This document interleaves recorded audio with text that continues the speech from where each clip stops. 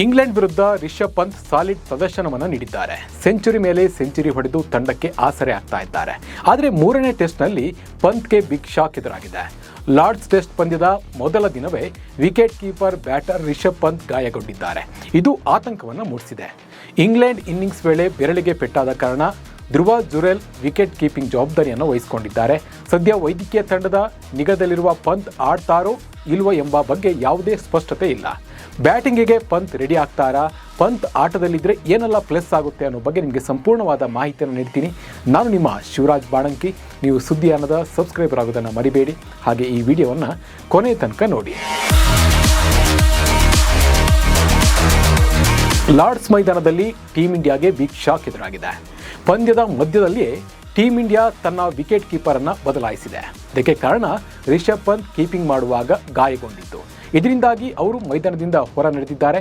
ಹೀಗಾಗಿ ಪಂತ್ ಬದಲಿಗೆ ಧ್ರುವ Jurel wicket keeper ಆಗಿ ಕಣಕ್ಕಿಳಿದಿದ್ದಾರೆ. ಪಂದ್ಯದ ಮೊದಲ ದಿನವೇ ಪಂತ್ ಗಾಯಗೊಂಡಿರುವುದು ತಂಡವನ್ನು ಆತಂಕಕ್ಕೆ ತಳ್ಳಿದೆ. ರಿಷಬ್ ಪಂತ್ ಅವರಿಗೆ ಚಿಕಿತ್ಸೆ ನೀಡಲಾಗ್ತಾ ಇದ್ದು ಅವರು ವೈದ್ಯಕೀಯ ತಂಡದ ಮೇಲ್ವಿಚಾರಣೆಯಲ್ಲಿ ಇದ್ದಾರೆ ಎಂದು ಬಿಸಿಸಿಐ ತಿಳಿಸಿದೆ. ಜೊತೆಗೆ ಪಂದ್ಯದ ಬಳಿಕ ಸುದ್ದಿಗೋಷ್ಠಿಯಲ್ಲಿ ಮಾತನಾಡಿರುವ ಆಲ್ರೌಂಡರ್ ನಿತೀಶ್ ಕುಮಾರ್ ರೆಡ್ಡಿ, ಪಂತ್ ಅವರ ಗಾಯದ ತೀವ್ರತೆ ಬಗ್ಗೆ ಯಾವುದೇ ಮಾಹಿತಿ ಇಲ್ಲ. ಈ ಬಗ್ಗೆ ಎರಡನೇ ದಿನದಾಟ ಪ್ರಾರಂಭವಾಗುವ ಮೊದಲು ಬಿಸಿಸಿಐ ಅಪ್ಡೇಟ್ ತಿಳಿಸಲಿದೆ ಎಂದಷ್ಟೇ ತಿಳಿಸಿದ್ದಾರೆ. ಹೀಗಾಗಿ ಪಂತ್ ಮೈದಾನಕ್ಕೆ ಇಳಿತಾರೋ ಇಲ್ವೋ ಅಂತ ತಿಳಿದಿಲ್ಲ.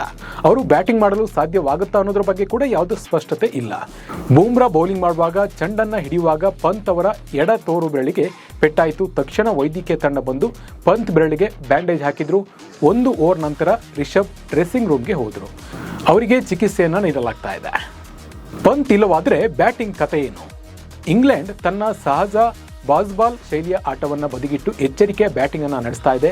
ದ್ವಿತೀಯ ದಿನ ರನ್ ವೇಗ ಹೆಚ್ಚಿಸುವ ಸಾಧ್ಯತೆ ಇದ್ದು ದೊಡ್ಡ ಮೊತ್ತ ಪೇರಿಸಿದ್ದೇ ಆದಲ್ಲಿ ಮಧ್ಯಮ ಕ್ರಮಾಂಕದಲ್ಲಿ ರನ್ ಗಳಿಸಲು ರಿಷಬ್ ಪಂತ್ ಅವರ ಅಗತ್ಯತೆ ತಂಡಕ್ಕೆ ಹೆಚ್ಚಿದೆ.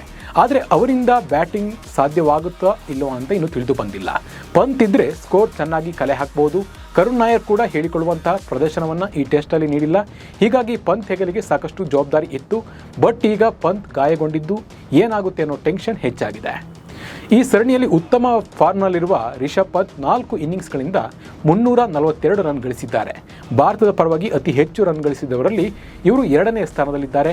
ಮೊದಲ ಟೆಸ್ಟ್ ಪಂದ್ಯದಲ್ಲಿ ಶತಕ ಗಳಿಸಿದ ದಾಖಲೆ ಬರೆದಿದ್ದ ಇವರು ನಂತರ 2ನೇ ಟೆಸ್ಟ್ ಪಂದ್ಯದಲ್ಲಿ 25 ಮತ್ತು 65 ರನ್ ಗಳಿಸಿದ್ರು. ಹೀಗಾಗಿ ಲಾರ್ಡ್ಸ್ ಟೆಸ್ಟ್ನಲ್ಲಿ ಸಹ ಅವರು ಉತ್ತಮ ರನ್ ಗಳಿಸುವ ನಿರೀಕ್ಷೆ ಇತ್ತು. ಬಟ್ ಈಗ ಗಾಯಗೊಂಡಿದ್ದು ಬೇಗ ಗುಣಮುಖವಾಗಿ ಬರಬೇಕಾಗಿದೆ. ಇನ್ನು ಧ್ರುವ ಜುರೇಲ್ ರಿಷಬ್ ಪಂತ್ ಗಾಯವಾದಾಗ ಅನುಪಸ್ಥಿತಿಯಲ್ಲಿ ಯಶಸ್ವಿಯಾಗಿ ವಿಕೆಟ್ ಕೀಪರ್ ಆಗಿ ಕಾರ್ಯನಿರ್ವಹಿಸಿದ್ದಾರೆ.